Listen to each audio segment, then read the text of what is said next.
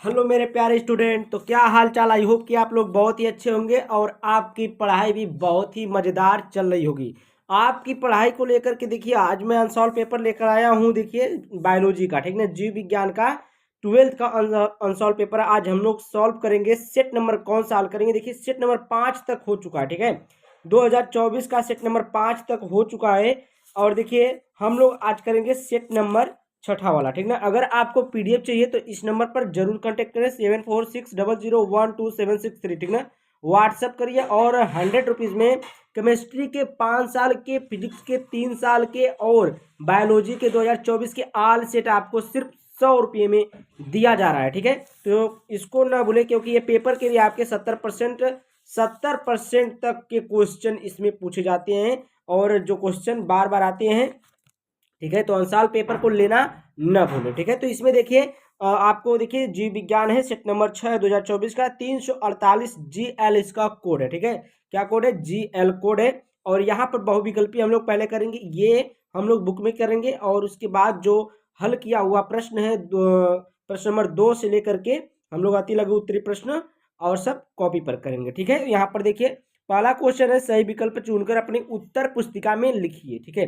पहला प्रश्न मतलब पहला प्रश्न है कि जेनेटिक इंजीनियरिंग का उपयोग है, देखिए कृषि में है कि चिकित्सा में है कि वैक्सीन बनाने में है। तो जेनेटिक इंजीनियरिंग का मतलब होता है कि आनुवंशिक, जो आप जेनेटिक आनुवंशिकता जो होती है ठीक ना, उसी को इंजीनियरिंग बोला जाता है। जेनेटिक इंजीनियरिंग का मतलब है आनुवंशिक यांत्रिकी, ठीक है। तो इसमें आपको कृषि में भी किया जाता है उसका उपयोग, चिकित्सा में भी उसका उपयोग किया जाता है और वैक्सीन बनाने में भी उसका उपयोग किया जाता है। तो इनमें से सभी आपका आंसर नंबर 4th वाला सही जवाब होगा। उसके बाद देखिए प्रश्न नंबर 6 है, निम्न में से कौन सा आभासी फल नहीं है। आभासी फल कौन सा नहीं? इसमें देखिए सेब है, स्ट्रॉबेरी है और काजू और आम है, ठीक है। तो इसमें से आपका 4th वाला सही होगा आम, ठीक है। उसके बाद देखिए डेंगू जो होता है हड्डी तोड़ बुखार, ठीक ना, इसको एक बुखार हड्डी तोड़ नाम से भी जाना जाता है डेंगू बुखार को। तो ये बुखार किसका वाहक है, यानी कि किसके कारण होता है? तो ये होता है एडिज के कारण, ठीक है। एडिज जो मादा मच्छर होता है उसी के काटने से ये वाला बुखार आपको फैलता है। उसके बाद देखिए जल परागित पादप का नाम लिखिए। जल परागित पादप का नाम देखिए, ये हाइड्रिला। हाइड्रिला, इसमें जिसमें हाइड्रा आ रहा है ना, वही क्या है? पानी वाला है। तो पानी वाले पौधे का नाम लिखना है, तो यहाँ पर देखिए हाइड्रिला इसका नाम हो जाएगा। तो ऑप्शन नंबर 1 आपका क्या हो जाएगा? राइट आंसर हो जाएगा, ठीक है। तो ये आपका बहुविकल्पी था जो 4 नंबर का पूछा जाता है 4 क्वेश्चन होता है 1-1 नंबर का, ठीक है। उसके बाद देखिए आपको हम लोग दिखा देते हैं प्रश्न नंबर 2 का अति लघु उत्तरी प्रश्न, ठीक ना। अति लघु उत्तरी प्रश्न जो है इसको हम लोग देख लेते हैं। पहला है कि IUD का पूरा रूप लिखिए। तो यहाँ पर देखिए मैं आपको लिख करके पूरा तैयार हूँ और चलिए फिर इसको स्टार्ट करते। देखिए IUD का पूरा रूप क्या है? इंट्रा यूटेरियन, इंट्रा यूटेरियन कहेंगे इसको कि यूटेराइन कहेंगे, ठीक ना। तो इंट्रा यूटेराइन डिवाइस इसका नाम है, ठीक है। तो ये आपका आंसर हो गया। उसके बाद देखिए वंशागति का क्रोमोसोमवाद का सिद्धांत किसने प्रस्तुत किया था? तो ये बताना है आपको कि वंशागति का क्रोमोसोम सिद्धांत जो था बाबेरी तथा सटन ने किया था। कब किया था? तो 1902 में किया था। अगर ये लिख देंगे ना तो बहुत ही एग्जामिनर खुश हो जाएगा कि कब किया था। अगर ये याद है आपको तो बहुत ही अच्छा, ठीक है। 1902 में किया था। आपको लिखना ऐसे ही है कि अगर देखिए पूछा है कि वंशागति क्रोमोसोम का सिद्धांत जो है किसने प्रस्तुत किया था, तो बावेरी था, सटन ने तो किया ही था। लेकिन अगर आप ये लिख देते हैं कि किस सन में किया था, तो और भी एग्जामिनर खुश होकर नंबर दिएगा, आपको उस सब्जेक्ट में नंबर अच्छा मिलेगा, ठीक है। तो 1902 ईसा पूर्व में प्रस्तुत किया था। उसके बाद हम लोग चलते हैं, मेंडल ने मटर के पौधे में कितने जोड़ी विपरीत लक्षणों का अध्ययन किया था? तो जो मेंडल थे एकदम मेंटल थे ना। अरे यार मेंटल मेंडल और मेंटल में अंतर होता है। तो मेंडल को मेंटल ना बनाए, और क्योंकि उन्होंने बहुत ही अच्छा काम किया कि मटर के दाने पर, मटर जो मटर का पौधा होता है ना, उसी के बीच पर क्या किए थे? अध्ययन किया था। कितने? तो 7 जोड़ी विपरीत लक्षणों का अध्ययन, एक ही मटर में उन्होंने 7 जोड़ी विपरीत लक्षणों का अध्ययन कर लिया। बताइए वो मेंडल कैसे हो सकते हैं? तो वो मेंडल थे, ठीक है। तो यहाँ पर मेंडल को याद रखिएगा आप लोग। उसके बाद देखिए अनिषेक जनित फल क्या होता है? अनिषेक जनित फल देखिए बहुत ही आसान तरीके से इसको समझिएगा और अच्छी चीज है। तो देखिए अनिषेक जनित फल क्या है? कुछ पादपों में फल बिना निषेचन के ही विकसित हो जाते हैं। जो कुछ पौधे होते हैं उनमें बिना निषेचन के ही फल क्या होते हैं? विकसित हो जाते हैं। ऐसे फलों को अनिषेक जनित फल कहते हैं। उदाहरण के लिए केला, जैसे मान लीजिए आप ये है अनिषेक जनित फल को जैसे कहा गया है कि कुछ पादपों में फल बिना निषेचन के ही विकसित हो जाते हैं। कैसे होता है पता है आपको? जैसे कि पुष्प है, पुष्प अगर देखिए कोई मान लीजिए कोई भी मतलब सब्जी है और सब्जी में अगर उसमें नहीं फल रहा है, सब्जी नहीं फूल है लेकिन फल नहीं रहा है, तो उसमें देखिए फूलों फूलों को एक मादा फूल हो गया और नर फूल हो गया, दोनों को अगर मिला दिया जाएगा ना तो उसमें क्या हो जाता है? निषेचन हो जाता है, ठीक है। और देखिए जैसे भौरे हो गए, मधुमक्खी हो गई, इनके द्वारा भी क्या होता है? इनका निषेचन होता है। तो इसी को बोला जाता है अनिषेक जनित फल, ठीक है। तो यहाँ पर देखिए एक अगला वाला देखिए एकस्व यानी कि पेटेंट, पेटेंट, ठीक ना। एकस्व पेटेंट से आप क्या समझते हैं? तो एकस्व देखिए क्या होता है? पेटेंट। यहाँ पर देखिए कुछ बहुराष्ट्रीय कंपनियां आनुवंशिक जीवों या पदार्थों व जैविक संसाधनों का उपयोग इनसे बनने वाले उत्पाद व तकनीकी को पेटेंट कर लेती हैं। जैसे जैव एकाधिकार कहते हैं, ठीक ना। इसे हम लोग क्या कहते हैं? जैव एकाधिकार कहते हैं। कुछ जो बहुराष्ट्रीय जो राष्ट्र कंपनियां हैं वो क्या करती हैं? आनुवंशिक जीवों का पदार्थों पर जैविक संसाधनों का उपयोग कर इनसे बनने वाले उत्पाद व तकनीकी को पेटेंट कर लेती हैं, यानी कि ले लेती हैं। इसे जैव एकाधिकार कहते हैं, ठीक ना। प्रश्न नंबर 3 आपका आ गया है। बहुत ही अच्छा क्वेश्चन है कि प्रतिरक्षी अणु की संरचना का केवल चित्र बनाइए। तो केवल चित्र हम बना लिए इसमें सेट नंबर 5 में 348 जी के जिसका कोड है और 2024 वाला है, ठीक है। मैं प्रश्न नंबर 6 का ख देखिए इस प्रकार से जब भी हम लिखे रहेंगे तो 2024 वाला ही देखना है आपको। सेट नंबर 3 हो गया, 2 हो गया, 1 हो गया, ऐसे लिखा रहेगा तो किसमें होगा? 2024 वाले में ही देखना रहेगा, ठीक है। मैं प्रश्न नंबर 6 का ख देखें, बहुत ही अच्छे तरीके से हम लिख देते हैं इसको कि कौन सा प्रश्न कौन से सेट में, उसका कोड भी लिख देते हैं, कहाँ पर देखना है आपको, ठीक है ना। कौन सा क्वेश्चन का कौन सा प्रश्न देखना है, बहुत ही अच्छे से लिख दिए। तो यहाँ पर चलिए हम लोग देख लेते हैं सेट नंबर 5 में छठे का ख वाला।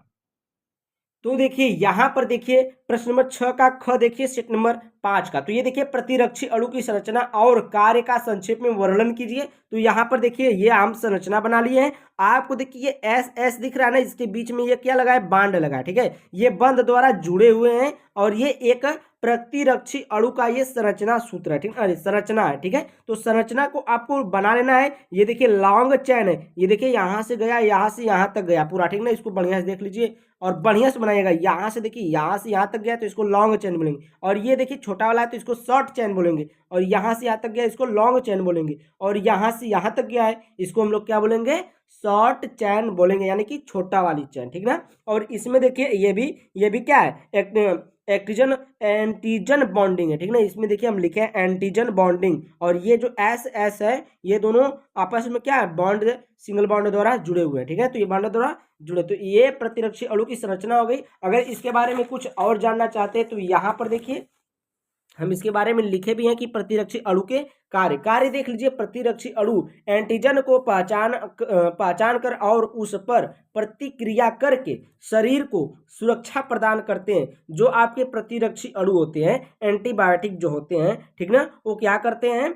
एंटीजन को, जो आपके जो उसमें आपके वायरस होते हैं शरीर में, उनको पहचान करके उनको मारने की कोशिश करते हैं या फिर मार देते हैं, ठीक ना। तो आपकी शरीर की रक्षा हो जाती है। उसके बाद दूसरा पॉइंट है प्रतिरक्षी अणु लसिका और रक्त में पहुंचकर विशिष्ट रोगाणुओं और या उनके विषैले पदार्थों को नष्ट कर देते हैं, ठीक ना। कहाँ पर पहुंच करके? विशिष्ट रोगाणुओं को क्या करते हैं, शरीर में रक्त में पहुंच करके, शरीर में जो आपके खून है, खून में पहुंच करके क्या करते हैं, उसमें जो रोगाणु होते हैं उनके विषैले पदार्थ जिनसे जिनसे क्या होता है, वायरस पैदा होता है, उनको क्या करने का कार्य करते हैं, नष्ट करने का कार्य करते हैं। ठीक है।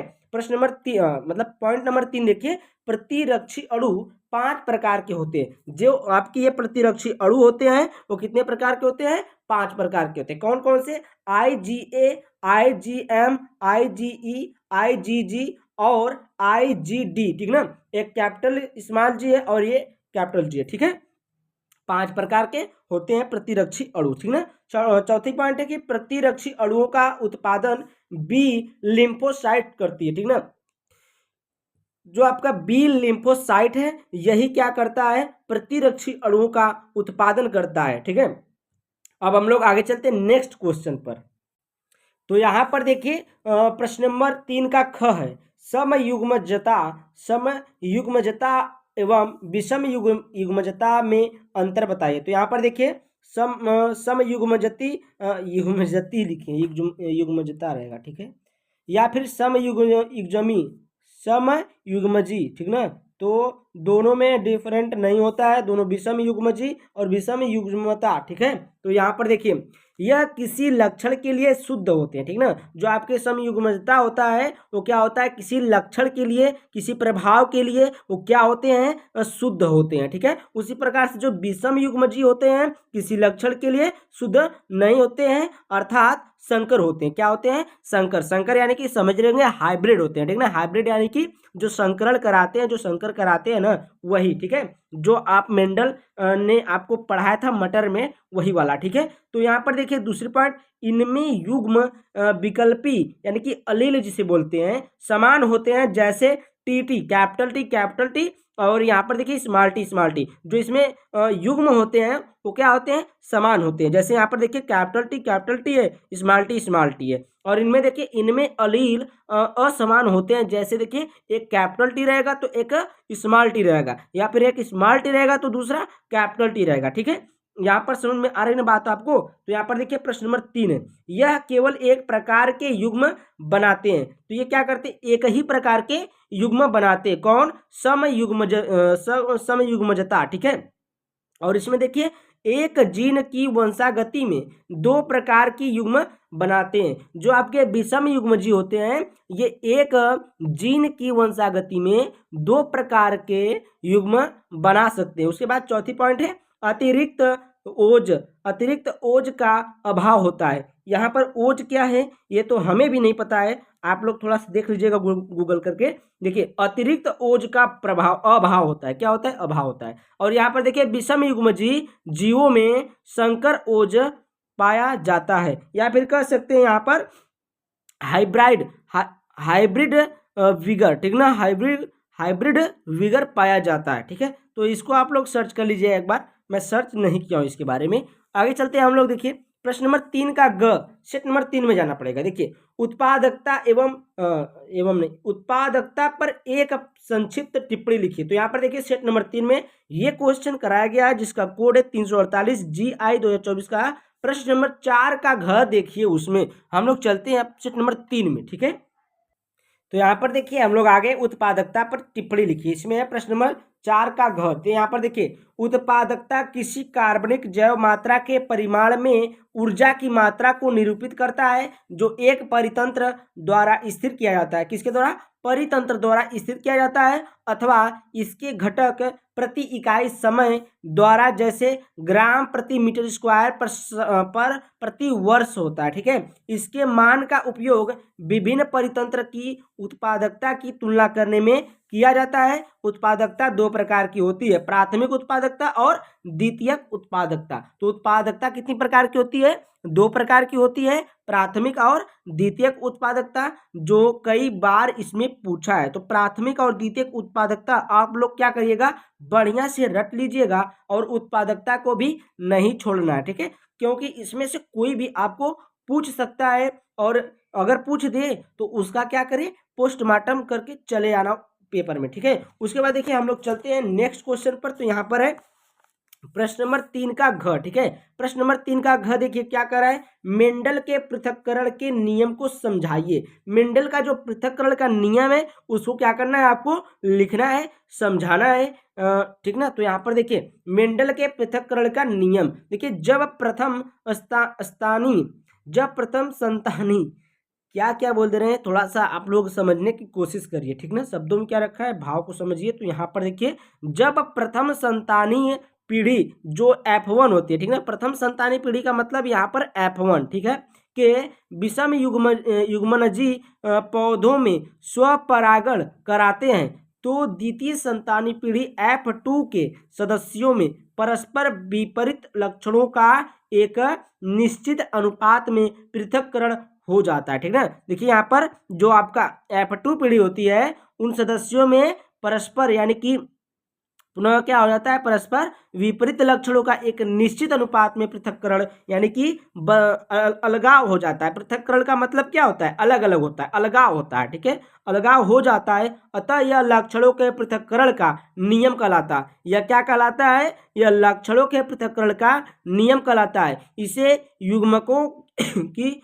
शुद्धता का नियम भी कहते हैं। जो आपका ये मेंडल का पृथक्करण का नियम है, इस नियम को हम लोग क्या बोलते हैं, युग्मकों की शुद्धता का नियम भी कहते हैं, ठीक ना। तो ये क्वेश्चन हो चुका, हम लोग आगे चलेंगे अब। तो यहाँ पर आगे देखिए कौन सा क्वेश्चन है, प्रश्न नंबर 3 का अंगा वाला है, ठीक ना। प्रश्न नंबर 3 का अंगा वाला है, प्राकृतिक वर्ण का संक्षिप्त वर्णन कीजिए। प्राकृतिक वर्ण ये आपका पूछा है, देखिए सेट नंबर 4 में पूछा है और कोड नंबर 348 जी और जे, ठीक ना, जी जे। प्रश्न नंबर 5 का क देखिए, तो प्रश्न नंबर 5 के क में हम लोग अभी चलेंगे और इस क्वेश्चन को नस्ते नाबूद करेंगे। तब यहाँ पर देखिए आप प्राकृतिक वर्ण को किसी एक उदाहरण से समझाए। तो यहाँ पर देखिए प्राकृतिक वर्ण यानी कि प्राकृतिक वर्ण को हम लोग चयन भी कहते हैं, ठीक ना, चयन, ठीक ना, वर्ण को चयन भी कहते हैं। तो देखिए प्राकृतिक वर्ण किसे कहते हैं, यहाँ पर देखिए जीवन के लिए संघर्ष में, जीवन के लिए संघर्ष में उन्हीं जीव जातियों के वंशज बच जाते हैं जो योग्यतम होती हैं, ठीक ना। यानी कि जीवन के लिए संघर्ष में उन्हीं जीव जातियों के वंशज बच जाते हैं जो योग्यतम होती है, यानी कि जो योग्य के काबिल होते हैं, ठीक ना, जो लोग काबिल होते हैं वही बचते हैं, ठीक है। इसे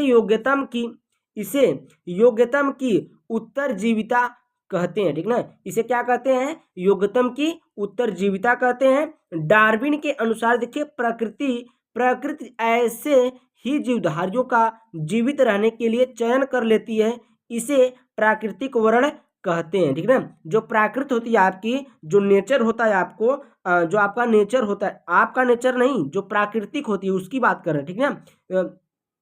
जो नेचर होता है ना, ऐसे ही जीवधारियों का क्या करती है, जीवित रहने के लिए चयन कर लेती है, यानी कि उनको अलग से क्या कर लेती है, चयन कर लेती है। जैसे नहीं कहते हैं छाट लेना, चयन कर लेती है, ठीक ना, उसी को क्या कहते हैं, चयन कर लेती है। इस प्राकृतिक वर्ण, इसे हम लोग क्या कहते हैं, प्राकृतिक वर्ण कहते हैं, ठीक ना। या फिर कहेंगे इसे हम लोग प्राकृतिक चयन कहते हैं कि उसने अपने हिसाब से किसको रहना है किसको नहीं रहना है क्या करती है, चयन करती है, वर्ण करती है या छांट लेती है। इसी को हम लोग क्या कहेंगे, प्राकृतिक वर्ण कहेंगे या फिर प्राकृतिक चयन कहेंगे, ठीक है। तो बात तो बहुत बढ़िया से आपको समझ में आ गई होगी कि तो आज के लिए इतना ही रहेगा, ठीक ना। प्राकृतिक वर्ण आपका हो गया। अब आज के लिए इतना ही रहेगा। प्रश्न नंबर 3 तक खत्म किए। प्रश्न नंबर 4, 5, 6 एक वीडियो में रहेगा, 7, 8, 9 एक वीडियो में रहेगा, ठीक है। तो आगे के लिए मतलब इतने के लिए बहुत हो गया। और आप क्या करेंगे, अब जाकर इसको पढ़िए, बढ़िया से लिखिए, नोट बनाइए। वीडियो अच्छी लगी हो तो वीडियो को लाइक करें, चैनल को सब्सक्राइब करें और बेल आइकन की घंटी इतना जोर से दबाना कि मोबाइल टूट जाए, ठीक है। और देखिए अगर आपको पीडीएफ चाहिए तो जो नंबर हम बताए थे उस नंबर पर आप लोग कांटेक्ट करके ले लीजिए। बहुत ही इंपॉर्टेंट होता है वो आपके पेपर के लिए। कम से कम उसमें से 60-70% क्वेश्चन फंस जाते हैं, ठीक ना। तो आप फिजिक्स केमिस्ट्री तो पक्का लीजिए, बायोलॉजी तो आपका हो ही जाएगा क्योंकि आप लोग तो बायोलॉजी में माहिर है। देखिए यहाँ पर हम लिख लिए क्वेश्चन को और आंसर भी यहाँ पर लिख लिए। तो यहाँ पर देखिए बैक क्रॉस एवं टेस्ट क्रॉस को समझाइए। क्या कहा है, बैक क्रॉस एवं टेस्ट क्रॉस को क्या करना है, समझाना है। तो देखिए यहाँ पर हेडिंग है बैक क्रॉस। बैक क्रॉस क्या होता है, देखिए F1 शंकर संतति तथा P1 पीढ़ी के किसी एक जनक के बीच संकरण को बैक क्रॉस कहते हैं या फिर संकर पूर्वज संकरण कहते हैं। ठीक है, बैक क्रॉस कहिए चाहे संकर पूर्वज संकरण कहिए, ठीक है, बात एक ही है। अब देखिए इसके नीचे कारकों की शुद्धता की अपनी कल्पना की पुष्टि के लिए मेंडल ने F1 पीढ़ी के पौधों का जनकीय पौधों से संकरण किया। इसे विपरीत संकरण कहते हैं। इसे क्या कहते हैं? विपरीत संकरण कहते हैं। यहाँ पर हम लोग एग्जाम्पल में देखेंगे, बढ़िया से समझेंगे। यहाँ पर देखिए, पहले यहाँ पर शुद्ध लंबे पौधे लिए हैं और यहाँ पर शुद्ध बौने पौधे। शुद्ध लंबे पौधों को हम लोग कैपिटल टी से दर्शा रहे हैं और यहाँ पर शुद्ध बौने पौधे जो है स्मॉल टी से। अब देखिए बैक क्रॉस का है तो बैक मतलब पीछे, ठीक ना, पिछली पीढ़ी या फिर कह सकते हैं पीछे से इसको क्रॉस कराएंगे यानी कि संकरण कराएंगे। तो यहाँ पर देखिए एक कैपिटल टी है, एक कैपिटल टी आएगा इसका एक, और इसका पीछे से एक स्मॉल टी लेंगे। ठीक है, स्मॉल टी और एक कैपिटल टी, तो स्मॉल टी और कैपिटल टी मिलकर क्या बनेगा? तो पहले जो कैपिटल होगा वो लिखा जाएगा। पहले कैपिटल टी लिए हैं तो कैपिटल टी और यहाँ से स्मॉल टी, तो कैपिटल टी स्मॉल टी, यानी कि ये आपके बनेंगे संकर लंबे। ठीक ना, ये लंबे होंगे। ठीक है, जो कैपिटल टी और स्मॉल टी ये आपका संकरण जो बनेगा ये क्या होगा? लंबा होगा। और ये F1 पीढ़ी है। ठीक है, तो इसको बोलेंगे हम लोग देखिए बैक क्रॉस। इसको क्या बोलेंगे? Back cross. और क्रॉस का मतलब संकरण होता है। ठीक है, और देखिए टेस्ट क्रॉस को देखिए, टेस्ट क्रॉस यानी कि इसको बोलते हैं परीक्षण संकरण। जब F1 पीढ़ी के जीवों का अप्रभावी जनक के साथ संकरण कराते हैं तो उसे टेस्ट क्रॉस कहते हैं। ठीक ना, जब F1 पीढ़ी के जीवों का अप्रभावी जनक के साथ संकरण कराते हैं तब हम लोग उसको क्या बोलते हैं? टेस्ट क्रॉस बोलते हैं। अब यहाँ पर देखिए, यहाँ पर भी एग्जाम्पल लिया है। यहाँ पर देखिए शुद्ध लंबा और शुद्ध बौना पौधा। ठीक है, शुद्ध लंबा पौधा को जानते हैं कैपिटल टी से, और शुद्ध बौना पौधों किससे? स्मॉल टी से। तो इसका एक कैपिटल टी, इसका एक स्मॉल टी। तो यहाँ पर क्या हुआ? यहाँ पर टेस्ट कराया जा रहा है। ठीक ना, यहाँ देखिए टेस्ट क्रॉस यह जानने के लिए किया जाता है कि प्रभावी जीव समयुग्मजी है या विषम युग्मजी। समयुग्मजी का मतलब समान युग्म वाले, यानी कि जो कैपिटल टी है समान होना चाहिए, यानी कि समयुग्मजी का मतलब दोनों एक समान हो। जैसे कैपिटल टी है तो कैपिटल टी दोनों होना चाहिए, अगर स्मॉल टी है तो स्मॉल टी दोनों होना चाहिए। ठीक है, अब विषम युग्मजी का मतलब है कि स्मॉल टी है कैपिटल टी है, एक कैपिटल टी है एक स्मॉल टी है। ठीक है, तो इसी के जांच के लिए ये टेस्ट क्रॉस कराया जाता है। तो ये आपको अच्छे समझ में आया होगा। अब चलते हैं नेक्स्ट क्वेश्चन पर। अब देखिए यहाँ पर प्रश्न नंबर आपका प्रश्न नंबर 6 मतलब 4 का ख है। यहाँ पर देखिए शुक्रजनक नलिका की संरचना का वर्णन कीजिए। वर्णन करना यानी कि सिर्फ उसके बारे में लिखना। ठीक है, विस्तार से लिखना है, उसकी संरचना नहीं बनाना। ठीक है, तो यहाँ पर देखिए शुक्रजनक नलिका वृषण का निर्माण अनेक शुक्रजनक नलिकाओं से होता है। ठीक है, शुक्रजनक नलिकाओं के मध्य संयोजी ऊतक में स्थान स्थान पर अंतराली कोशिकाओं के समूह स्थित होते हैं। इन्हें लेडिग कोशिकाएं भी कहते हैं। इन्हें क्या कहते हैं? लेडिग कोशिकाएं भी कहते हैं।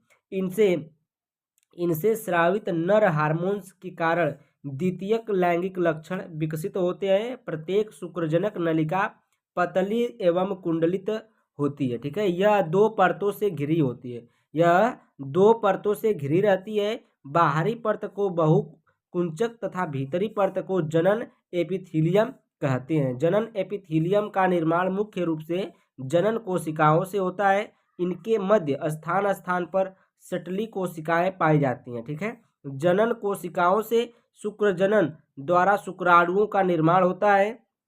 शुक्राणु सटली कोशिकाओं से पोषक पदार्थ एवं ऑक्सीजन प्राप्त करते हैं। वृषण की शुक्रजनन नलिकाएं वृषण नलिकाओं के माध्यम से शुक्रवाहिकाओं में खुलती हैं। ठीक है, जो आपकी वृषण की शुक्रजनक नलिकाएं होती हैं वह वृषण नलिकाओं के माध्यम से शुक्रवाहिकाओं में कहा जाती हैं? शुक्रवाहिकाओं में खुलती हैं। शुक्रवाहिकाएं अधिवृषण में खुलती हैं और अधिवृषण से एक शुक्रवाहिनी निकलकर वंक्षण नल से होती हुई उदर गुहा में प्रवेश करती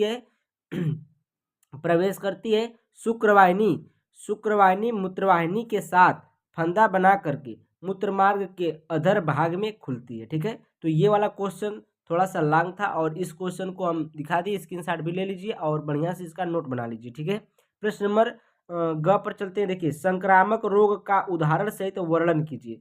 संक्रामक रोग देखिए ये हो चुका है सेट नंबर 2 में, जिसका कोड है 348 GH में प्रश्न नंबर 9 का अथवा देखिए। ठीक है, यहाँ पर हम डिटेल में लिखे और हम आपको ये क्वेश्चन दिखा दे रहे हैं।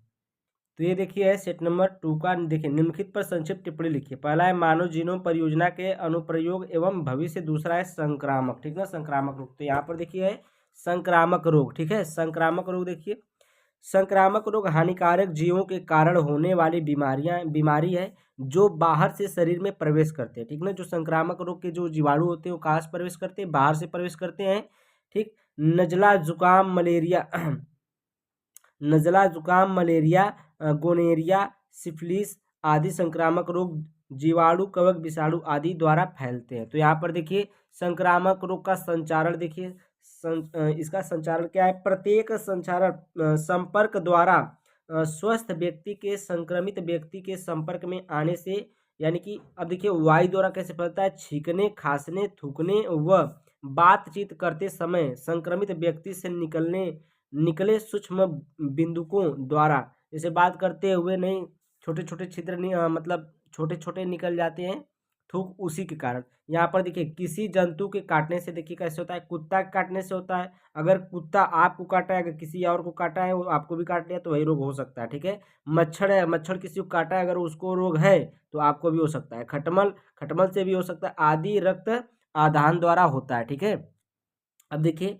परोक्ष संरक्षण। तो यहाँ पर देखिए संदूषित जल व भोजन द्वारा, किससे, संदूषित जल व भोजन द्वारा, इससे भी होता है आपका संक्रामक रोग। संदूषित कपड़ों, बर्तन व सर्जिकल औजारों द्वारा होता है। और देखिए यहाँ पर गंदे हाथों व अंगुलियों द्वारा। ठीक है, इसीलिए कहा जाता है कि आप लोग हाथ धोकर खाना खा लीजिए। ठीक है, यहाँ पर देखिए संक्रामक रोग नियंत्रण एवं निवारण देखिए क्या है। देखिए संक्रामक रोग छूट के रोग हैं। ठीक है, संक्रामक रोग जो है छूट के रोग हैं जो शीघ्र ही महामारी का रूप ले लेते हैं, अतः इसका नियंत्रण एवं निवारण आवश्यक है। देखिए व्यक्तिगत स्वच्छता, अपने शरीर को साफ करना, प्रतिदिन स्नान करना व हाथ धोकर भोजन करना। उसके बाद दूसरा है पीने के लिए स्वच्छ पानी का उपयोग करना।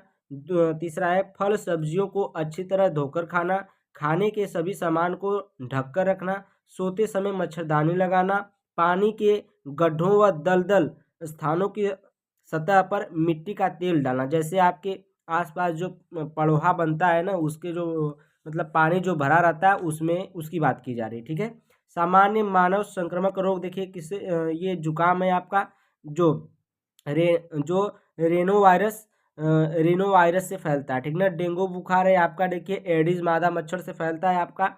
और देखिए स्वाइन फ्लू स्वाइन फ्लू जो है H1N1 वायरस द्वारा फैलता है। चिकनगुनिया जी ये भी वायरस द्वारा फैलता है। जीवाणु द्वारा फैलने वाले टाइफाइड है और निमोनिया है।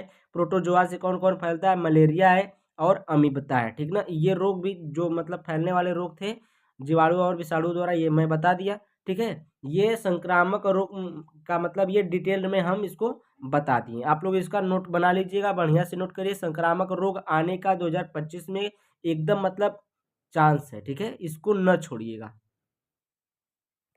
अब देखिए यहाँ पर प्रश्न नंबर 4 का घ, बीज एवं फल विकास में महत्व का वर्णन कीजिए। बीज और फल का जो विकास होता है तो उसी के महत्व का क्या करना है, वर्णन करना है। ठीक है, देखिए बीज का निर्माण, बीजांड में निषेचन के पश्चात बहुत से परिवर्तन होते हैं, और अंतः बीज का निर्माण होता है। इस स्थिति में अध्यावरण सूखकर कवच या बीज चोल निर्मित कर लेता है। ठीक है, अब इसका बाह्य चोल कठोर व अंतः चोल पतला व झिल्ली नुमा हो जाता है। भीतरी उल्कों से नमी भी लुप्त हो जाती है और सभी खाद्य पदार्थों के रूप में संचित हो जाते हैं। पूर्व स्थिति में नाभि का बीजांड द्वार रैफी एवं निभाग रहते हैं। इस प्रकार बीज का निर्माण होता है। ठीक है, इस प्रकार से जो फल होता है उसमें बीज का निर्माण होता है। अब देखिए यहाँ पर प्रश्न नंबर 5 आता है। प्रश्न नंबर 5 है आपका,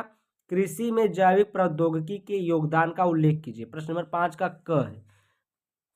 यहाँ पर देखिए जैव प्रौद्योगिकी अनुसंधान द्वारा पौधों के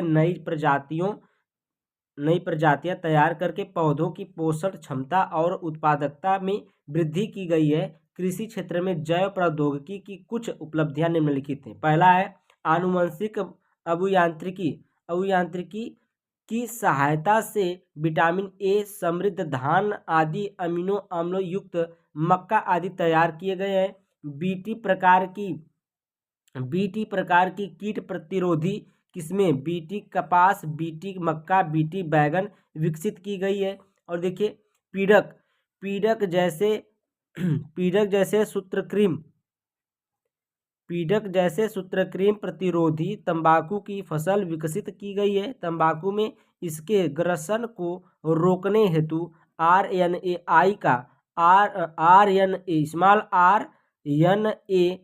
अंतरक्षेप विधि प्रयोग की गई है। ठीक है, तो ये आपकी जो जैव प्रौद्योगिकी की योगदान की जो विधियां हैं कुछ इसमें बताई गई हैं और कुछ और हम बता रहे हैं आपको।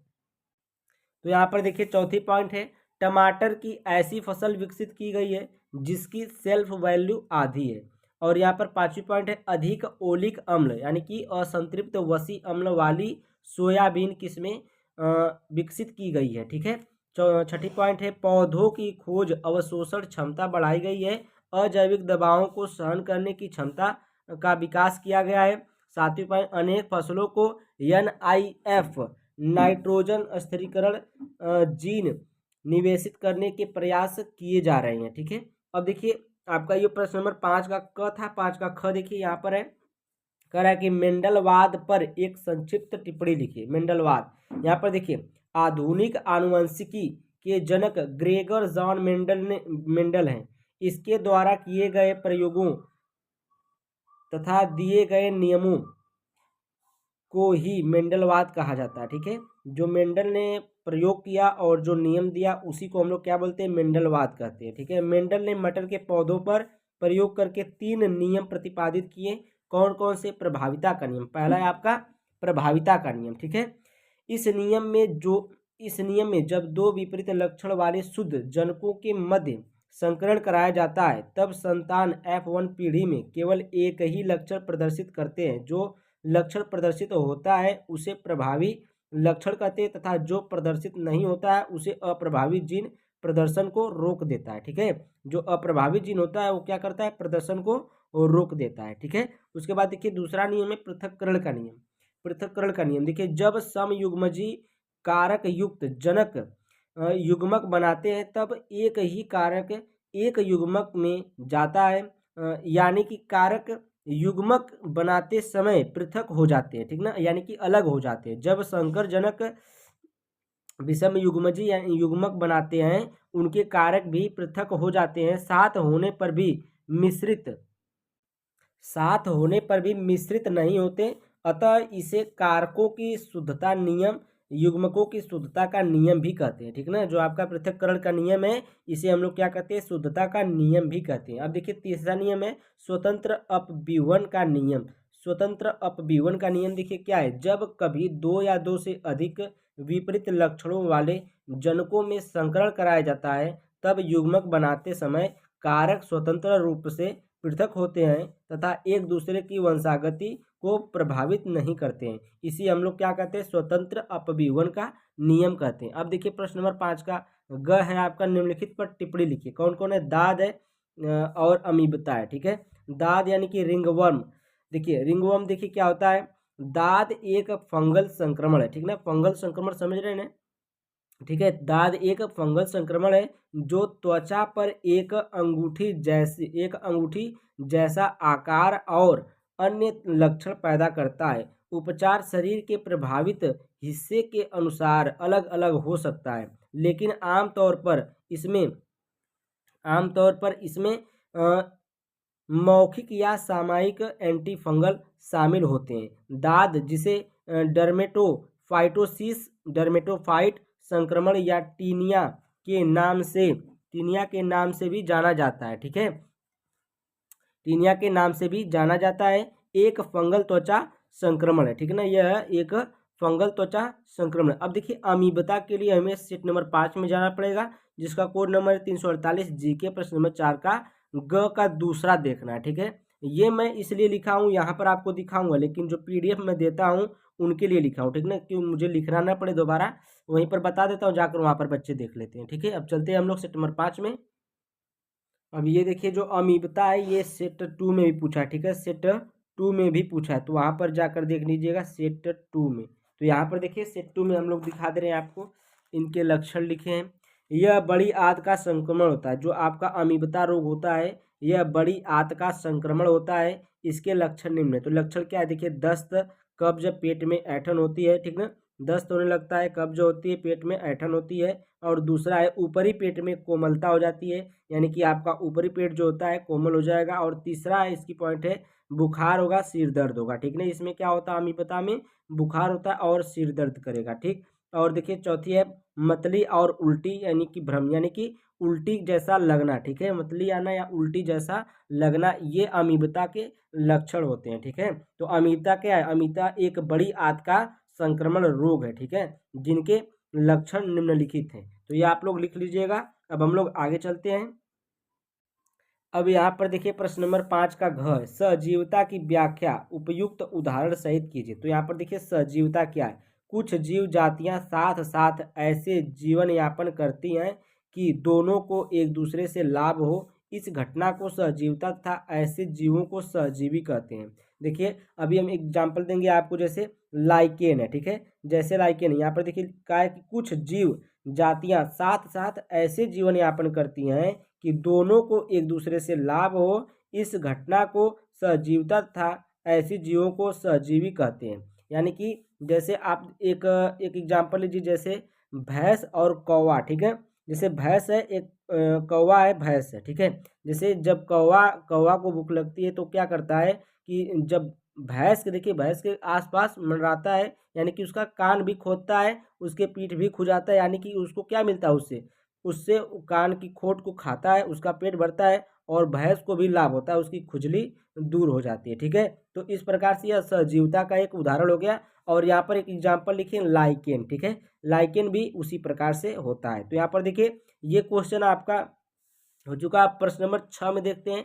प्रश्न नंबर 6 का देखिए प्रतिस्पर्धा, ये प्रश्न नंबर 6 का क है, प्रतिस्पर्धा एवं परजीविता की व्याख्या उदाहरण सहित कीजिए। तो यहाँ पर देखिए प्रतिस्पर्धा क्या है, जीवों के बीच स्थान, भोजन, जल, खनिज, लवण तथा अन्य संसाधन के लिए जब संघर्ष होता है तो इस क्रिया को स्पर्धा या प्रतिस्पर्धा कहते हैं। जब एक स्पर्धा एक ही जाति के जीवों के बीच होती है तब इसे अंतर जातीय स्पर्धा कहते हैं, ठीक है। जब यह स्पर्धा एक ही जाति के जीवों के बीच होती है तब इसे हम लोग अंतर जातीय स्पर्धा कहते हैं। परजीविता देखिए क्या है, ऐसे जीव जो दूसरे जीवों के शरीर पर रहकर अपना भोजन प्राप्त करते हैं, इन्हें परजीवी कहते हैं। परजीविता दो जीवों के बीच होने वाली ऐसी पारस्परिक क्रिया है जिसमें एक जीव को लाभ होता है जबकि दूसरे जीव को हानि होती है। इसमें क्या होता है, एक जीव को लाभ होगा और दूसरे जीव को क्या होगा, हानि होगी। एग्जाम्पल में देखिए जैसे जू हो गया, यानी कि जो ढील होते हैं, ठीक ना, जू, यानी कि देखिए जो जू होते हैं वो भैंस के ऊपर होते हैं या फिर देखते हैं बालों में होते हैं, ठीक ना, लड़कियों के बालों में ज़्यादा पाए जाते हैं। तो मेरा मतलब ये नहीं है कि भैंस वही है, ठीक है। तो यहाँ पर देखिए जू जो होता है, ढील जो होता है ना, वो क्या करता है कि आपका खून चूसता है लेकिन आपको कुछ नहीं मिलता है उससे, यानी कि आपका नुकसान हुआ उसका फायदा हुआ। खटमल देखिए, जो खटमल होते हैं खटिया में पाए जाते हैं, ये खटमल जो रात में काटते हैं अपन खून चूसते हैं और मतलब मनुष्य को नुकसान होता है और उनको क्या होता है, फायदा होता है। मच्छर मच्छर भी है, तो मच्छर भी इसी प्रकार से है कि हम लोगों का खून चूसता है और उसका फायदा होता है, हम लोग को नुकसान होता है। इसमें बताया गया है कि परजीविता दो जीवों के बीच होने वाली ऐसी पारस्परिक क्रिया है जिसमें एक जीव को लाभ होता है जबकि दूसरे जीव को हानि होता है, ठीक ना। तो इसको हम लोग बोलेंगे परजीविता। और सहजीविता में क्या होता है कि दोनों जीव को ही लाभ होता है, ठीक है। सहजीविता जैसे अभी कौवा और भैंस की बात बताए, हम एग्जाम्पल में बताए थे, जैसे लाइकेन हो गया, कौवा भैंस हो गया, ठीक है। इस प्रकार से दोनों को क्या होता है, उसमें लाभ होता है। तो वह सहजीविता हो गई और यह परजीविता है। तो प्रश्न नंबर 6 का क हो गया, ठीक है। इसमें प्रश्न नंबर 6 का क हो गया। और ये देखिए प्रश्न नंबर 6 का ख है। देखिए पीले बीज वाले लंबे पौधे कैपिटल टी और स्मॉल टी, कैपिटल वाई और स्मॉल वाई का संकरण हरे बीज वाले पौधे से करने पर संतति में निम्नलिखित तीनों फिनोटाइप फिनोटाइप किस अनुपात में होने की उम्मीद उम्मीद की जा सकती है, ठीक ना। तो किस फिनोटाइप में होने की जो उसका अनुपात होगा वो कैसा होगा ये बताना, ठीक है। तो यहाँ पर देखिए आपका पहला दिया है लंबे तथा हरे और दूसरा है बौने तथा हरे का, ठीक है। दोनों का हम लोग को क्या करना है, कॉम्बिनेशन करना है, संकरण कराना है। तो यहाँ पर देखिए पहले हम लिखे मुख्य अवधारणा। यहाँ पर जो आपका पीले बीज वाले लंबे पौधों का मुख्य अवधारणा क्या है यहाँ पर लिखे हैं। देखिए पहले इसको समझिए, उसके बाद हम लोग आगे चलते समझाएंगे कैसे क्या है, ठीक है। देखिए यहाँ पर पीले बीज वाले लंबे पौधे दिए हैं जिनका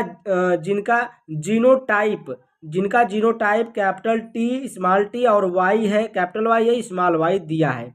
इनका संकरण हरे बीज वाले लंबे पौधे से कराया जाता है जिनका जीनोटाइप दिया है आपका कैपिटल टी स्मॉल टी और स्मॉल वाई दिया है। इनमें उत्पन्न होने वाली जो संततियां हैं फिनोटाइप में सही अनुपात बताना है, ठीक है। फिनोटाइप में क्या करना है, सही अनुपात बताना है। इनकी जो संततियां हैं उनमें क्या करना है, सही अनुपात बताना है। पहले देखिए पीले बीज लंबे पौधे, ये जो आपके ये कैपिटल टी स्मॉल टी और कैपिटल वाई स्मॉल वाई दिख रहा है, ये पीले बीज और लंबे पौधे का एक समझ लीजिए कि एक यह क्या है, एक चिन्ह है, ठीक है। और यहाँ पर देखिए जो आपका हरे बीज लंबे पौधे का जो आपका चिन्ह है कैपिटल टी और स्मॉल वाई दोनों स्मॉल वाई है, उसमें क्या है, एक कैपिटल वाई है और एक स्मॉल वाई है। तो यहाँ पर देखिए हरे लंबे, यहाँ पर जो आपका दिखा रहा है, यहाँ पर देखिए कैपिटल टी स्मॉल वाई लिया गया है, यहाँ पर capital T capital Y small T capital Y, capital T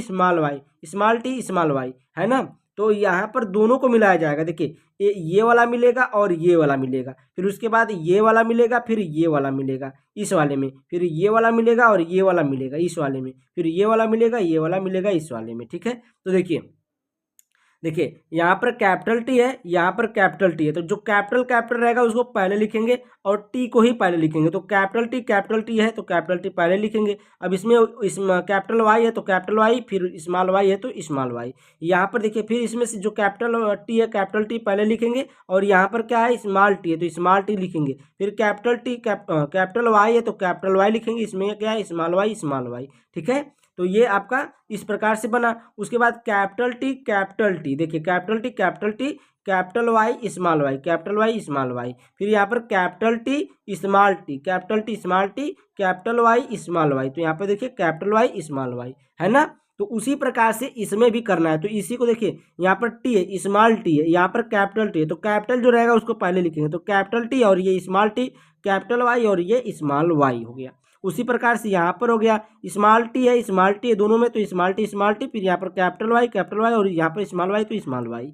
उसी प्रकार से इसमें कैपिटल टी इसमें है तो कैपिटल टी पहले लिखेंगे। देखिए कैपिटल टी और यहाँ पर टी है स्मॉल टी तो small T, capital Y small Y, ठीक है।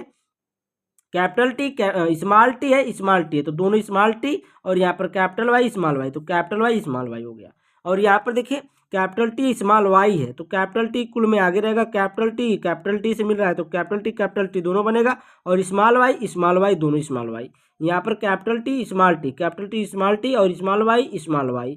तो यहाँ पर देखिए कैपिटल टी तो कैपिटल टी स्मॉल वाई, यहाँ पर कैपिटल टी स्मॉल टी तो कैपिटल टी स्मॉल वाई। उसी प्रकार से इस वाले में वही संतति बनेगी, ठीक है। तो इस प्रकार जैसे इसमें स्मॉल टी है तो यहाँ पर कैपिटल टी है तो कैपिटल टी पहले लिखेंगे, कैपिटल टी स्मॉल वाई दोनों में स्मॉल वाई। उसी प्रकार से ये पूरा आपका पूरा होगा, ठीक है। तो यहाँ पर आपको समझ में आया, जब हरे बीज वाले लंबे पौधे और पीले बीज वाले लंबे पौधे मिल रहे हैं तो इस प्रकार से बन रहा है, ठीक है। ये जो आपके दिए गए ये सब हरे लंबे पौधे हैं, ठीक है, हरे बीज वाले लंबे पौधे यहाँ पर है क्योंकि यहाँ पर देखिए लिखा गया है, ठीक है। आगे चलते हैं हम लोग। यहाँ पर देखिए यहाँ पर कैपिटल टी स्मॉल टी के ऊपर प्रभावी तथा कैपिटल वाई स्मॉल वाई के ऊपर प्रभावी होता है। जो आपका कैपिटल टी होगा वो ज़्यादा प्रभाव होगा स्मॉल टी के तुलना में, और कैपिटल वाई स्मॉल वाई की तुलना में ज़्यादा प्रभावी होगा। ठीक है, कैपिटल टी लंबे लक्षण को दिखाता है। जो कैपिटल टी आपका है वो कैसा लक्षण दिखा रहा है? लंबे लक्षण को दिखा रहा है। स्मॉल टी जो है बौने लक्षण को दिखाता है। कैपिटल वाई पीले लक्षण को तथा स्मॉल वाई हरे लक्षण को दिखाता है। ठीक है, तो ये जो आपका कैपिटल वाई है पीले लक्षण को दिखा रहा है, और ये जो है स्मॉल वाई है ये हरे लक्षण को दिखाता है। तो यहाँ पर देखिए लंबे पौधे और हरे बीज। लंबे पौधे कितने इसमें है? देखिए लंबे पौधे का मतलब कैपिटल टी इसमें कितने पौधे? यहाँ पर देखिए कैपिटल टी, यहाँ पर देखिए कैपिटल टी 6 है, हरे बीज आपके 16 हैं। तो इनका अनुपात जब बनेगा तो इसको काटेंगे, 2 तिया 6 और 2 8 दूना के 16, तो 3:8। बौने पौधे हरे बीज का देख लेते हैं। बौने पौधे हरे बीज 2/16, 2 काटेंगे, इसको 2 काटेंगे और ये 1:8 आएगा। ठीक है, तो इनका जो अनुपात होगा लंबे पौधे हरे बीज का, तो ये अनुपात आपका आएगा 3:8। ठीक ना, क्या आएगा? 3:8 आएगा। और हरे बीज का जो अनुपात होगा 1:8 होगा। ठीक है, तो यहाँ तक आपको बढ़िया से समझ में आया होगा। हम लोग आगे चलते हैं नेक्स्ट क्वेश्चन पर, नोट बनाते रहिए आप लोग इसका। अब आपका क्वेश्चन नंबर 6 का ग आया है, राष्ट्रीय उद्यान पर एक टिप्पणी लिखना है। तो देखिए राष्ट्रीय उद्यान वह भौगोलिक क्षेत्र है जहाँ पर वन्य जीवों को संरक्षित किया जाता है, जिसमें उन्हें पूर्ण प्राकृतिक आवास देकर मनुष्य के हस्तक्षेप से रहित वातावरण प्रदान किया जाता है। क्या? मनुष्य के हस्तक्षेप से रहित, ठीक ना, वातावरण क्या कहता है यहाँ पर प्रदान किया जाता है। सर्वप्रथम सन 1970 में राष्ट्रीय उद्यान की स्थापना की गई, जिसके अंतर्गत वन्य जीवों को सुरक्षित, यहाँ पर देखिए IUCN, ठीक ना, IUCN का इंटरनेशनल, आई का मतलब इंटरनेशनल, यू का मतलब यूनियन फॉर कंजर्वेशन, और ये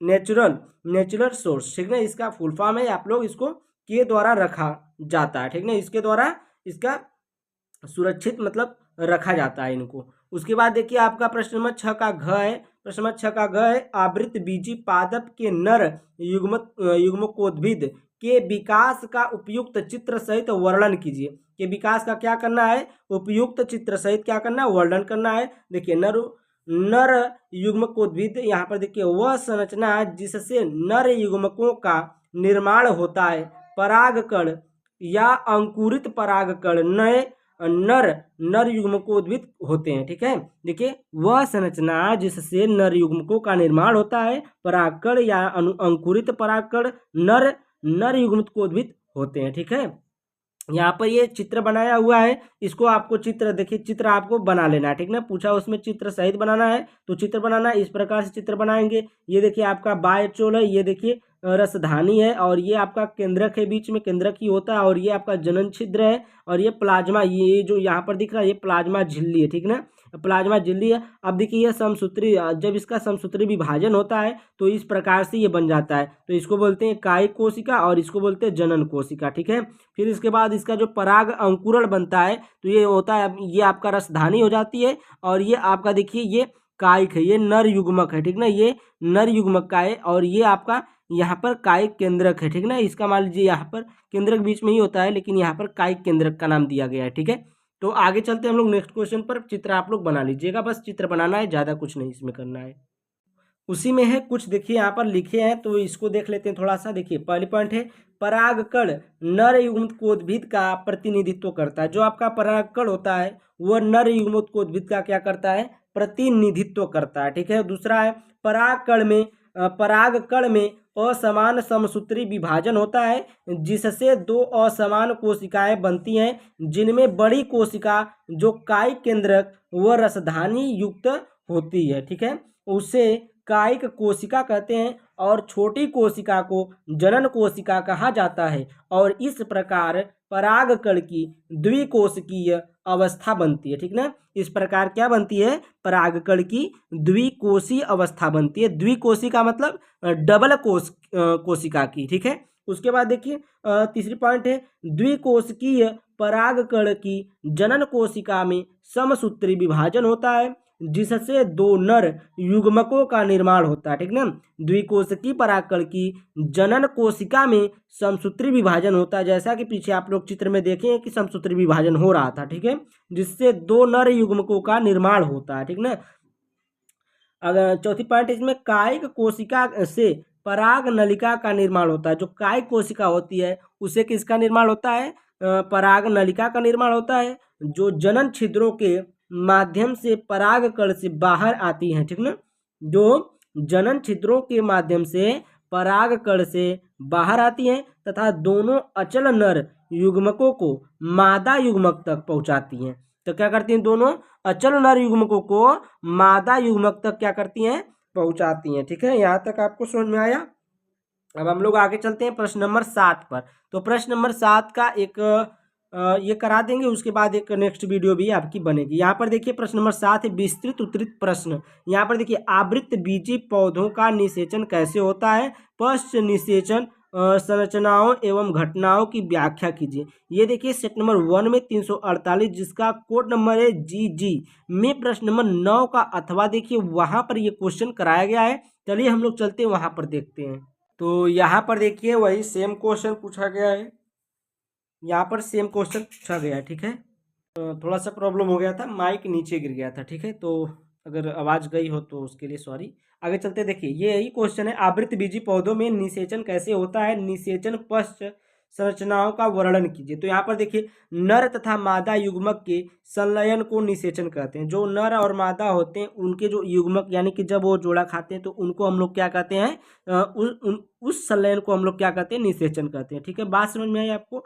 हाँ, ठीक है। यहाँ पर देखिए बीज वाले पौधों में नर युग्मक को मादा गैमेटोफाइट के अंडे के करीब पराग नलिका द्वारा लाया जाता है। इस क्रिया को क्या कहते हैं? सिफनोगैमी कहते हैं, ठीक ना। इस क्रिया को सिफनोगैमी कहते हैं। इसके द्वारा बड़ी संख्या में परागकण का अनुकरण वर्तिकाग्र के ऊपर होता है। सिर्फ इसका पराग नलिका ही इस कार्य को करता है, ठीक है। पराग नलिका अंतरकोशिकीय तथा रसायनोष्ण कटिबंधीय रूप बढ़ता है, ठीक ना। जो इसको बोलते हैं केमेट्रोपिकली, ठीक ना, बढ़ता है। कैल्शियम बोरोन आइनोसाइटोल शर्करा द्वारा संगठित जटिल रचना के संवेदी ग्रहण द्वारा, ठीक है। जो आपका पराग नलिका का अंतरकोशिकीय होता है, जो आपका रासायनोकटिबंधीय रूप है, वह किसके द्वारा बढ़ता है? इनके द्वारा बढ़ता है, कैल्शियम बोरोन आइनोसाइटोल और ये संवेदी ग्रहण द्वारा क्या होता है? इसका बढ़ता है, ठीक है। जो आपका क्या लिखिए यहाँ पर? केमेट्रोपिकली, ठीक ना। इसको इंग्लिश में भी लिखें और हिंदी में भी लिख दिए क्योंकि ये थोड़ा सा बड़ा कठिन वर्ड लग रहा है आपके लिए भी मेरे लिए भी। और यहाँ पर देखिए निषेचन पश्च, जो पश्च निषेचन पूछा है वही चीज़ है। निषेचन पश्च कहिए चाहे पश्च निषेचन कहिए, इनकी संरचना देखिए। निषेचन के बाद युग्मज से भ्रूण बनता है और भ्रूण से नया जीव बनता है। इस प्रक्रिया को भ्रूणोद्भव कहते हैं। इस प्रक्रिया क्या कहते हैं? भ्रूणोद्भव कहते हैं, ठीक है। निषेचन के बाद अंडाशय फल बन जाता है, ठीक ना। दूसरा वाला है निषेचन के बाद अंडाशय फल बन जाता है, और तीसरा है निषेचन के बाद बीजांड बीज बनता है, ठीक ना। क्या बनता है? बीजांड बीज बनता है। उसके बाद चौथी पॉइंट है निषेचन के बाद अंडोस्पर्म नाभिक विभाजित होकर अंडोस्पर्म कोशिकाओं का समूह बनाता है। ये कोशिकाएं विकासशील भ्रूण को पोषण देते हैं, ठीक है। जो आपका निषेचन के बाद अंडोस्पर्म नाभिक विभाजन होकर एंडोस्पर्म कोशिकाओं का समूह बनाता है, और ये जो कोशिकाएं होती है ना, वो विकासशील भ्रूण को पोषण देती है। यानी कि पोषण पालन का नाम सुने होंगे ना, तो उसी तरह से उसको पालती हैं, पोषण देती हैं, यानी कि भोजन का प्रदान करती हैं। आगे चलते हैं हम लोग। तो ये प्रश्न नंबर 7 का अथवा है, ठीक ना। प्रश्न नंबर 7 का अथवा है मानव विकास पर निबंध लिखिए। ये भी देखिए सेट नंबर 4 में 348 से GJ के प्रश्न 9 का अथवा देखिए और यहाँ पर थैंक यू भी हम लिखे हैं देखने के लिए। ये आपका जो लिखा गया इस प्रकार से, तो ये पीडीएफ में जो बच्चे होते हैं उनके लिए लिखे हैं कि हमें दोबारा ना लिखना पड़े। तो आपको हम ये सारा मतलब दिखा देंगे, कोई भी क्वेश्चन नहीं छोड़ने वाले हैं, ठीक है। तो सेम क्वेश्चन है, देखिए मानव विकास पर एक निबंध लिखिए, सेम क्वेश्चन, ठीक ना। 9वां क्वेश्चन उसका है, उसका कौन था, 7वां का 8वां था। इसमें देखिए प्रश्न नंबर 9 है, सेट नंबर 4 में 9 जाकर देख लीजिएगा।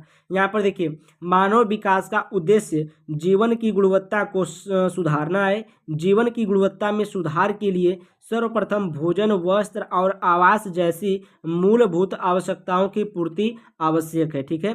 इसके बाद शिक्षा, स्वास्थ्य, मनोरंजन आदि अनेक वस्तुओं की आवश्यकता होती है। मतलब जीवन जो आपका मानव विकास का जो जीवन है ना, वो देखिए उनके लिए क्या क्या जरूरी है। पहला तो आपका गुणवत्ता सुधारना है, आपको जीवन की गुणवत्ता में सुधार के लिए क्या क्या जरूरी है। देखिए सर्वप्रथम भोजन की जरूरत पड़ेगी, उसके बाद वस्त्र की, उसके बाद आवास की। पहले आपके लिए खाने के लिए, मतलब अगर आपके लिए कुछ नहीं है तो खाना तो चाहिए ही। अगर खाना हो गया है, खाना की व्यवस्था हो गई, तो वस्त्र चाहिए पहनने के लिए, नंगे तो घूमेंगे नहीं, नंगे नहीं घूमेंगे तो वस्त्र भी चाहिए। अब वस्त्र हो जाएगा, उसके बाद आवास, आवास यानी कि घर, ठीक ना। घर भी चाहिए आपको रहने के लिए। तो ये 3 चीज़ें पहले बहुत जरूरी है, ठीक ना। उसके बाद देखिए आपकी मूलभूत आवश्यकताओं की पूर्ति आवश्यक है। इसके बाद शिक्षा, उसके बाद तीसरे चौथे नंबर पर आपकी शिक्षा आती है, स्वास्थ्य आता है, मनोरंजन आता है आदि अनेक वस्तुओं की आवश्यकता होती है, ठीक है। संसार के अनेक देशों में लोगों के जीवन की गुणवत्ता में बहुत अंतर है। 2 देशों में ही नहीं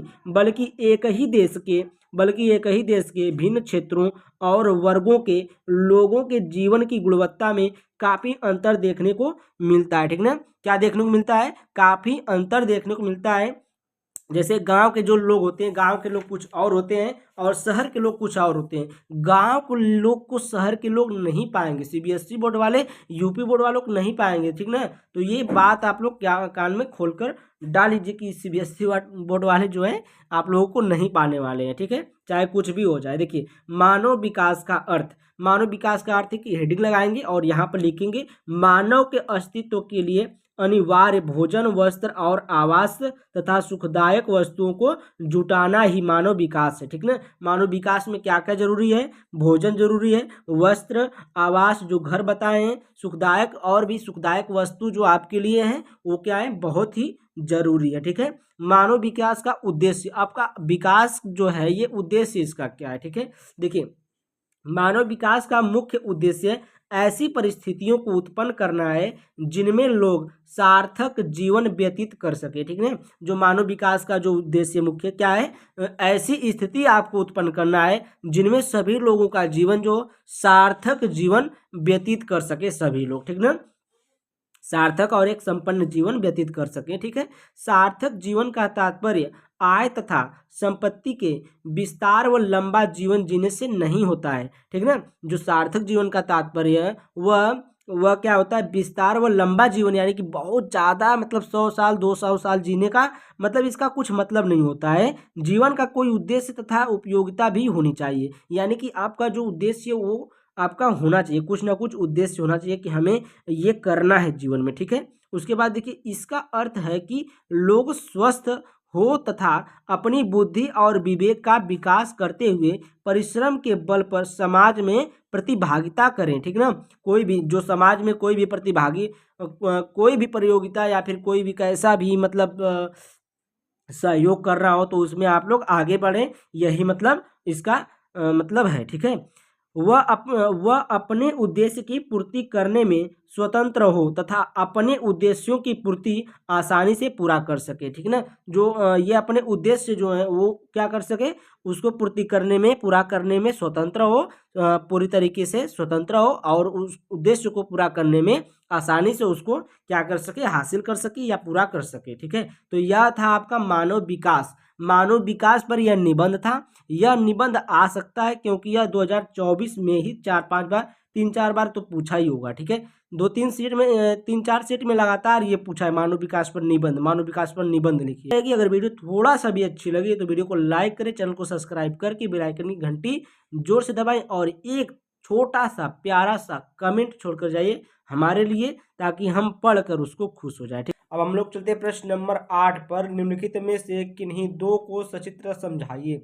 इनमें से 2 को समझाना है, ठीक है। तो देखिए कौन कौन सा हम समझाएं, इसमें हम तीनों बताएंगे, आपको तीनों बताएंगे, ठीक है। तो यहाँ पर देखिए, निम्नलिखित में से किन्हीं दो को सचित्र समझाइए। पहला है द्विकुंडली डीएनए की संरचना की विशेषताएं, दूसरा है पारितंत्र के घटक, तीसरा है मानव अंडाणु। तो यहाँ पर पहला है द्विकुंडली डीएनए की संरचना की विशेषताएं, हेडिंग डालना है और आप लोग नोट भी बनाते रहिए इसका, ठीक है। अब यहाँ पर देखिए, आपका डीएनए जो होता है कुछ ऐसे ही होता है, ये गड़बड़ बन गया था तो हम इसको क्या किए, गोज दिए, ठीक है। डीएनए में आपको बनाकर दिखा दे रहा हूँ, ऐसे बनता है, ठीक है, ऐसे बनता है आपका डीएनए, ऐसे बनता है ना डीएनए। और यहाँ पर जो आपका होता है जी होता है, और यहाँ पर जी एन या फिर क्या बोलते हैं जी ए और C T, double bond triple bond ऐसे ऐसे बने होते हैं, ठीक है। इसमें भी आपका डबल बांड ट्रिपल बांड होता है, इसमें भी डबल बांड होता है, डबल बांड ट्रिपल बांड ऐसे ऐसे आपका बना होता है, ठीक ना। जीएन और सी टी सब जुड़े होते हैं, क्या होते हैं ये सब आपके, ये आपके क्या होते हैं, राइबोसोम होते हैं, अरे क्या बोलते हैं इसको, ये गुआनिन है, और ये एडेनिन है, साइटोसिन है, और ये थायमिन है, ठीक है। ये आपके डीएनए में इतने घटक पाए जाते हैं। और आरएनए में आपका जो एडेनिन है, जो थायमिन है, थायमिन के जगह पर यूरेसिल पाया जाता है, ठीक है। यहाँ पर देखिए, यहाँ पर हम लिखे 1953 ईस्वी में वाटसन एवं क्रिक डीएनए के द्विकुंडली मॉडल में कई विशेषताओं के बारे में बताया। क्या क्या बताया था, तो यहाँ पर देखिए विशेषताएं हैं। पहली विशेषता है डीएनए में दो पॉलीपेप्टाइड श्रृंखला पाई जाती है, ठीक ना। ये जो आपको बताएं, एक और एक दो, ठीक है, दो पॉलीपेप्टाइड श्रृंखला पाई जाती है। आधार शर्करा एवं फास्फेट का बना होता है। जो इसका नीचे का भाग होता है वो किसका बना होता है, शर्करा और फास्फेट का बना होता है। दूसरी पॉइंट है, दोनों श्रृंखलाएं प्रति समांतर समांतर ध्रुवता रखती हैं। एक श्रृंखला 3-1 से, ये वाली जो श्रृंखला है ये है जो आपकी 5-1 है, ये 3-1 है, ठीक है। तो ये 5-1 5 से आएगी, 5 मतलब ये 5-1 नहीं कहेंगे, इसको 5 मिनट कहेंगे। तो ये 5 मिनट से आती है, ये वाली तो 3 मिनट पर ख़त्म होती है, ठीक है, 3 मिनट पर। तो और ये वाली जो है 3 वाली जो है ये 5 पर ख़त्म होती है, ठीक है, ऐसे रहता है। तो यहाँ पर देखिए, दोनों श्रृंखला प्रति समांतर ध्रुवता रखती हैं। एक श्रृंखला 3 मिनट से 5 मिनट, और दूसरी जो होती है 5 मिनट से 3 मिनट की ओर होती है, ठीक है। तो मैं आपको बता दिया। और यहाँ पर देखिए तीसरा है कि नाइट्रोजन क्षार जो होते हैं, इसमें जो क्षार पाए जाते हैं, ठीक ना, 4 प्रकार के होते हैं। नाइट्रोजन क्षार हाइड्रोजन बंधों द्वारा जुड़े होते हैं। ये जो बांड आप अभी मैं आपको बताया, डबल बांड ट्रिपल बांड इस प्रकार से जुड़े होते हैं। तो वो कौन सा बांड होता है, हाइड्रोजन बंध द्वारा जुड़े होता है। और इसमें कौन सा, एडेनिन थायमिन से, जो आपका एडेनिन है वो किससे जुड़ा होता है, थायमिन से जुड़ा होता है। एडेनिन ए जो होता है वो किससे, थायमिन से जुड़ा होता है। और जो आपका ग्वानिन होता है जी, वो किससे जुड़ा होता है, साइटोसिन से, ठीक ना, ट्रिपल बांड। इसमें ट्रिपल बांड होता है। यहाँ पर देखिए, यहाँ पर एडेनिन है, ये एडेनिन है, ये यहाँ पर मान लीजिए एडेनिन है, ठीक है, ये एडेनिन है, ये एडेनिन थायमिन से, और गुआनिन जो है आपका साइटोसिन से जुड़ा होता है, ठीक है, इस प्रकार से जुड़ा होता है, ठीक है। तो यहाँ पर देखिए चौथी पॉइंट है, एक लड़ी से दूसरी लड़ी के बीच की दूरी जो होती है 3.4 एंगस्ट्राम होती है। डीएनए की कुंडली का व्यास 20 एंगस्ट्राम होता है। जो आपका ये डीएनए में एक लड़ी से दूसरी लड़ी, ये वाला और ये वाला, इसके बीच की जो दूरी होती है, इसके बीच की दूरी होती है, कितनी होती है, 3.5 होती है, 3.4 एंगस्ट्राम होती है। कितनी होती है, 3.4 एंगस्ट्राम होती है।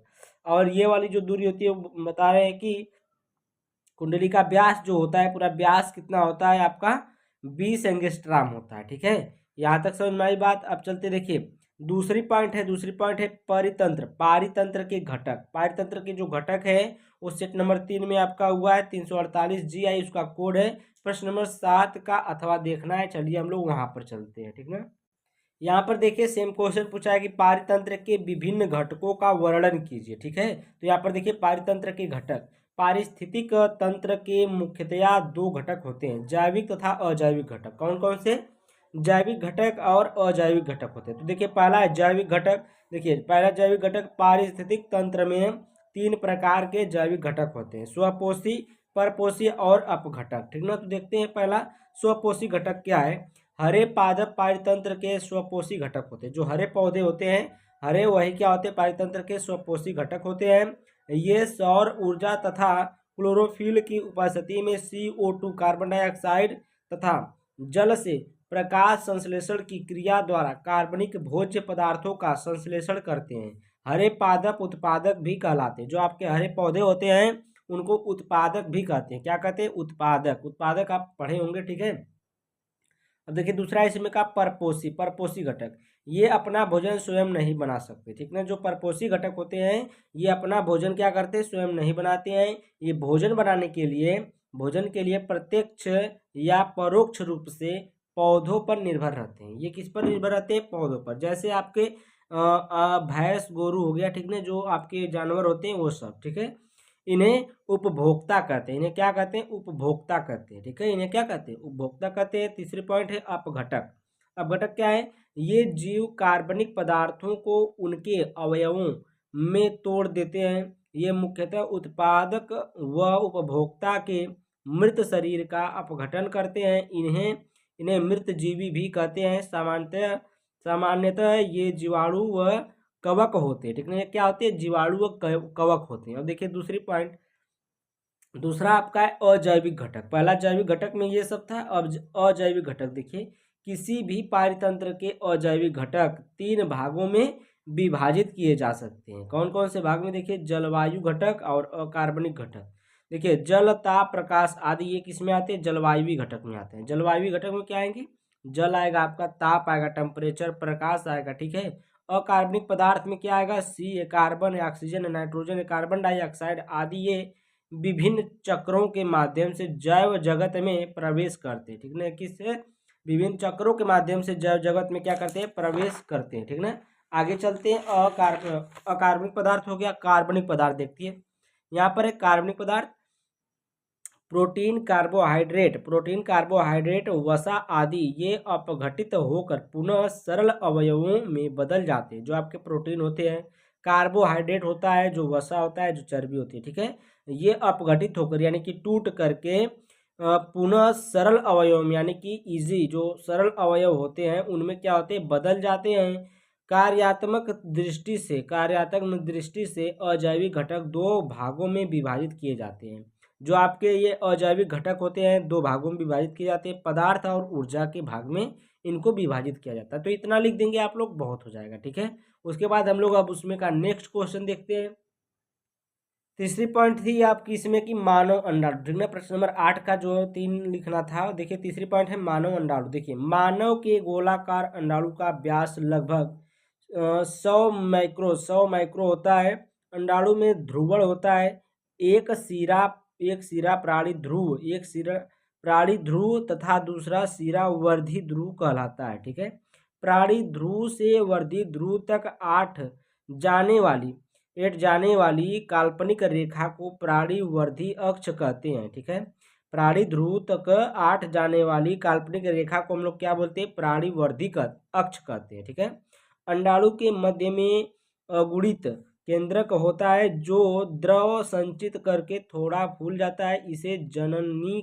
इसे जननिक आशय भी कहते हैं, ठीक है। तो यहाँ पर देखिए आपका ये मानव अंडाणु की रचना है, इसको आप लोग को बनाना है, ठीक है। इसी प्रकार से एकदम बना लीजिएगा जैसे हम बनाए, ठीक है। ये देखिए आपका विटेलिन है, मेम्ब्रेन है। विटेलिन मेम्ब्रेन ये आपका होता है जो झिल्ली होती है, ठीक है। और ये देखिए न्यूक्लियस है आपका, जो नाभि होता है न्यूक्लियस है, ठीक है, नाभिक है। और ये देखिए साइटोप्लाज्म, ये आपका क्या है? साइटोप्लाज्म है। ये जोना पेलुसिडा, ठीक ना, ये है आपका। और ये देखिए कोरोना रेडिएटा, कोरोना से बचने के लिए यही बताता है, ठीक ना। कोरोना इसका नाम इसीलिए कोरोना रेडिएटा है, ठीक है।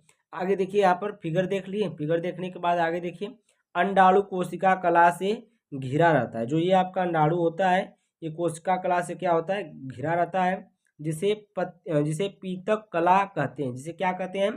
पीतक कला कहते हैं। पीतक कला के बाहर एक पारदर्शी अकोषीय कला जोन पेलुसिडा होती है, ठीक ना। जोना पेलुसिडी के बाहर कोशिकाओं से बनी एक परत की होती है। इसे कोरोना एडिएटा कहते हैं। मानव सहित अन्य स्तनधारियों के अंडाणु में पीतक नहीं होता है। ऐसे अंडाणु को अपीतकी या फिर एलेसीथल अंडाणु कहते हैं, ठीक ना। जिन स्तनियों में अंडाणु में पीतक नहीं होता है, ऐसे अंडाणु को हम लोग क्या कहते हैं, अपीतकी या फिर एलेसीथल अंडाणु कहते हैं, ठीक है। यहाँ तक आपको बात समझ में आई? आप लोग नोट करते रहिए, फिगर आप बना लीजिएगा, हम समझाते हैं। आगे चलते हैं नेक्स्ट क्वेश्चन पर।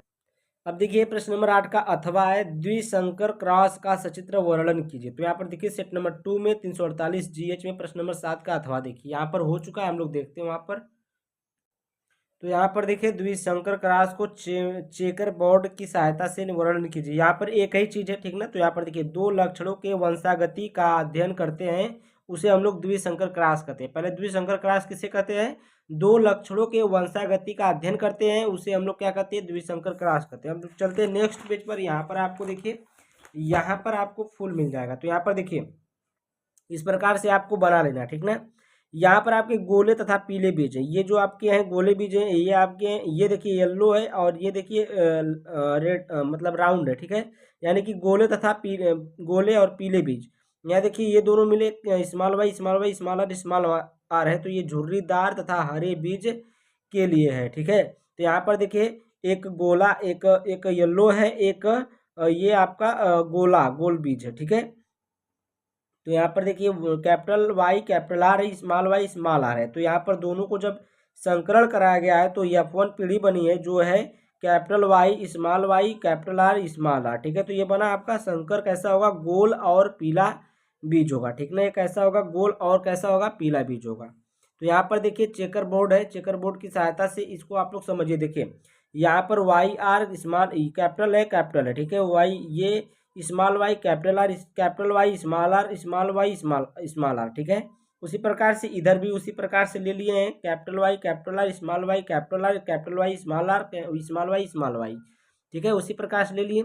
इस फिगर को बनाना है, देखिए एक कैपिटल वाई तो कैपिटल वाई, कैपिटल वाई तो कैपिटल वाई, कैपिटल आर तो कैपिटल आर हो गया, ठीक है। उसी प्रकार से इधर नीचे आएंगे तो वही सेम ये वाला लिखेंगे, ये वाला लिखेंगे, यानी कि जो कैपिटल रहेगा वो पहले लिखा जाएगा, वाई एक जगह रहेंगे, आर एक जगह रहेंगे, ठीक है। तो देखिए यहाँ पर स्मॉल वाई है कैपिटल वाई, तो पहले कैपिटल वाई लिखे हैं, फिर यहाँ पर देखिए कैपिटल, फिर वाई लिख लिए स्मॉल वाई, फिर कैपिटल आर कैपिटल, दोनों कैपिटल आर लिख लिए। यहाँ पर देखिए कैपिटल वाई तो कैपिटल वाई कैपिटल आर फिर स्मॉल आर, ठीक ना। तो इस प्रकार से ये आपका इसमें संकरण होगा, तो ये आपको बना लेना है इस प्रकार से। अब देखिए इसका जब अनुपात निकालेंगे तो 9:3:3:1 होगा, ठीक है। हरा व झुर्रीदार बीज है, ये जो आपका है एक जो है ये हरा व झुर्रीदार बीज है, जो आपका ये वाला निकला है स्मॉल वाई और स्मॉल आर ये एक ही है, ठीक है। तो इस प्रकार का एक ही निकला है, तो ये आपका क्या है, हरा व झुर्रीदार है। 3 आपका निकला है पीले व झुर्रीदार बीज है, और 3 आपका निकला है गोल व हरे बीज है, और 9 जो निकला है गोल व पीले बीज। 9 प्रकार के गोल व पीले बीज, इसमें देखिएगा जो 9 मिलेगा वो गोल व पीले बीज होंगे, ठीक है ना। और जो 3 मिलेंगे गोल व हरे बीज और पीले व झुर्रीदार बीज होगा, ठीक है। आगे चलते नेक्स्ट क्वेश्चन पर हम लोग।